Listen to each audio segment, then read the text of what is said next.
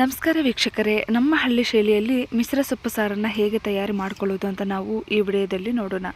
ನೋಡುವುದಕ್ಕೆ ಎಷ್ಟೊಂದು ಕಲರ್ಫುಲ್ ಆಗಿದೆಯಲ್ವಾ, ತಿನ್ನೋದಕ್ಕೆ ಕೂಡ ಅಷ್ಟೇ ಟೇಸ್ಟಿಯಾಗಿರುತ್ತೆ, ಹಾಗೆ ಆರೋಗ್ಯಕ್ಕೂ ಕೂಡ ತುಂಬಾ ಒಳ್ಳೆಯದು.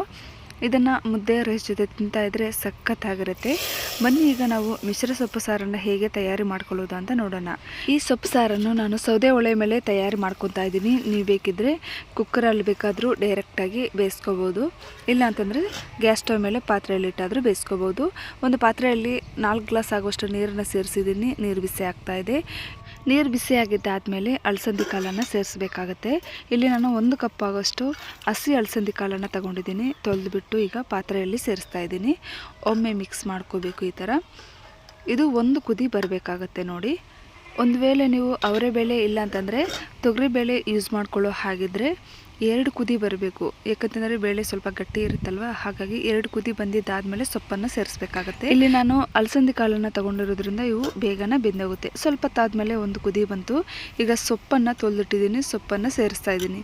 3 ರೀತಿಯಾದಂತಹ ಸೊಪ್ಪನ್ನು ಸೇರಿಸಿದ್ದೀನಿ. ಸೊಪ್ಪನ್ನು ಸೇರಿಸಿದ್ದಾದಮೇಲೆ ಒಮ್ಮೆ ಇದನ್ನು ಚೆನ್ನಾಗಿ ಮಿಕ್ಸ್ ಮಾಡಿಕೊಂಡು ನಂತರ ನೋಡಿ 2 ಟೊಮೊಟೊ ಹಣ್ಣು, 4-5 ಬೆಳ್ಳುಳ್ಳಿ ಹೆಸಲು, ಖಾರಕ್ಕೆ ಅನುಗುಣವಾಗಿ ಹಸಿಮೆಣಸಿನಕಾಯಿ, 4-5 ನಾಟಿ ಈರುಳ್ಳಿಯನ್ನು ಕೂಡ ಸೇರಿಸ್ತಾ ಇದ್ದೀನಿ. ಹಾಗೆ ಸ್ವಲ್ಪ ಕೊತ್ತಂಬರಿ ಸೊಪ್ಪನ್ನು ಸೇರಿಸ್ತಾ ಇದ್ದೀನಿ. ಈಗ ರುಚಿಗೆ ತಕ್ಕಷ್ಟು ಉಪ್ಪನ್ನು ಸೇರಿಸ್ತಾ ಇದ್ದೀನಿ. ಉಪ್ಪನ್ನು ಸೇರಿಸೋದ್ರಿಂದ ಸೊಪ್ಪು ಅಲಸಂದಿ ಕಾಳು ಬೇಗನೆ ಬೆಂದೋಗುತ್ತೆ. ಲಿಡ್ ಇಟ್ಟು ಕ್ಲೋಸ್ ಮಾಡಿ ಮಧ್ಯದಲ್ಲಿ ಓಪನ್ ಮಾಡ್ತಾ ಇದನ್ನು ಚೆನ್ನಾಗಿ ಮಿಕ್ಸ್ ಮಾಡ್ಕೊತಾ ಬೇಯಿಸ್ಕೋಬೇಕಾಗತ್ತೆ. ನೋಡಿ ಸ್ವಲ್ಪ ಹೊತ್ತಾದ್ಮೇಲೆ ಸೊಪ್ಪು ಮತ್ತು ಅಲಸಂದಿ ಕಾಳು ಚೆನ್ನಾಗಿ ಬೆಂದಿದೆ, ತುಂಬ ಸಾಫ್ಟಾಗಿ ಬೆಂದಿದೆ. ಇದಕ್ಕೆ ಯಾವುದೇ ಮಸಾಲೆ ಹಾಕೋಷ್ಟಿಲ್ಲ. ಒಂದು ವೇಳೆ ಹಾಕ್ಕೊಳ್ಳೋ ಆಗಿದ್ರೆ ಸಾರು ಪುಡಿ ಇಲ್ಲ ಅಂತಂದರೆ ಸ್ವಲ್ಪ ಧನಿಯಾ ಪೌಡರನ್ನು ಹಾಕ್ಕೋಬೋದು. ನೋಡಿ ಹೋಲಿಸಿರ್ತಕ್ಕಂತಹ ಪಾತ್ರೆಯಲ್ಲಿ ಬಸ್ಕೊಳ್ಬೋದು, ಇಲ್ಲಾಂತಂದರೆ ಒಂದು ಪ್ಲೇಟನ್ನು ಇಟ್ಟು ಈ ಥರ ಬಸ್ಕೋಬೇಕಾಗುತ್ತೆ ನೀರನ್ನು. ಈಗ ನೀರನ್ನು ಚೆಲ್ಲಬಾರ್ದು, ಒಂದು ಸೈಡ್ಗೆ ತೆಗೆದಿಟ್ಕೊಳ್ಳೋಣ. ನಂತರ ನೋಡಿ ಇದರಲ್ಲಿ ಅಲಸಂದಿ ಕಾಳು ಇದೆಯಲ್ಲ, ಸೊಪ್ಪಲ್ಲಿ ನಾವು ಮಿಕ್ಸ್ ಮಾಡ್ಕೊಳ್ಳೋದಕ್ಕೆ ಅಲಸಂದಿ ಕಾಳನ್ನು ಸ್ವಲ್ಪ ತೊಗೊಂಡು ಸಪ್ರೇಟ್ ಮಾಡಿ ತೆಗೆದಿಟ್ಕೊಳ್ಳೋಣ. ಈಗ ಸೊಪ್ಪನ್ನು ಚೆನ್ನಾಗಿ ಮ್ಯಾಶ್ ಮಾಡ್ಕೋಬೇಕಾಗತ್ತೆ. ನೋಡಿ ಸೊಪ್ಪನ್ನು ಚೆನ್ನಾಗಿ ಮ್ಯಾಶ್ ಮಾಡಿದ್ದಾಯಿತು. ಈಗ ನೀರನ್ನು ಸಪ್ರೇಟ್ ಮಾಡಿಟ್ಟಿದ್ದೇವಲ್ವ, ಸೊಪ್ಪನ್ನು ಬೇಯಿಸಿರ್ತಕ್ಕಂತಹ ನೀರನ್ನು ಇದರಲ್ಲೇ ಸೇರಿಸ್ಬಿಟ್ಟು ಒಮ್ಮೆ ಚೆನ್ನಾಗಿ ಮಿಕ್ಸ್ ಮಾಡ್ಕೋಬೇಕಾಗತ್ತೆ. ಈ ಟೈಮಲ್ಲಿ ಉಪ್ಪೇನಾದರೂ ಕಡಿಮೆ ಇದ್ದರೆ ಉಪ್ಪನ್ನು ಸೇರಿಸ್ಕೋಬೋದು. ಈಗ ಇದನ್ನು 1 ಕುದಿ ಕುದಿಯೋದಕ್ಕೆ ಬಿಡೋಣ. ಸೊ ಕೆಲವರು ರುಬ್ಬಿಬಿಟ್ಟು ಹಾಗೆ ಒಗ್ಗರಣೆ ಆಗಿಬಿಟ್ಟು ತಿಂದುಬಿಡ್ತಾರೆ. ಆ ಥರ ಮಾಡೋದ್ರ ಬದಲು ಸೊಪ್ಪನ್ನು ಈ ಥರ ಮ್ಯಾಶ್ ಮಾಡಿದ್ದಾದಮೇಲೆ 1 ಕುದಿ ಕುದಿಸ್ಕೊಂಡು ನಂತರ ಒಗ್ಗರಣೆ ಮಾಡ್ಕೊಂಡು ತಿಂದರೆ ತುಂಬ ರುಚಿಯಾಗಿರುತ್ತೆ.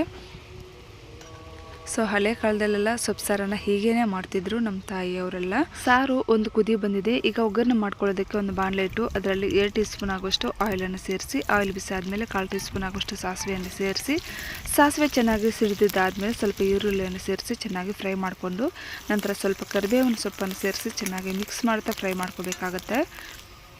ನೋಡಿ ಒಗ್ಗರಣೆ ರೆಡಿ ಆಯಿತು. ಈಗ ಸಾರಿಗೆ ಇದನ್ನು ಟ್ರಾನ್ಸ್ಫರ್ ಮಾಡಿಕೊಂಡು ಚೆನ್ನಾಗಿ ಮಿಕ್ಸ್ ಮಾಡ್ಕೋಬೇಕಾಗತ್ತೆ.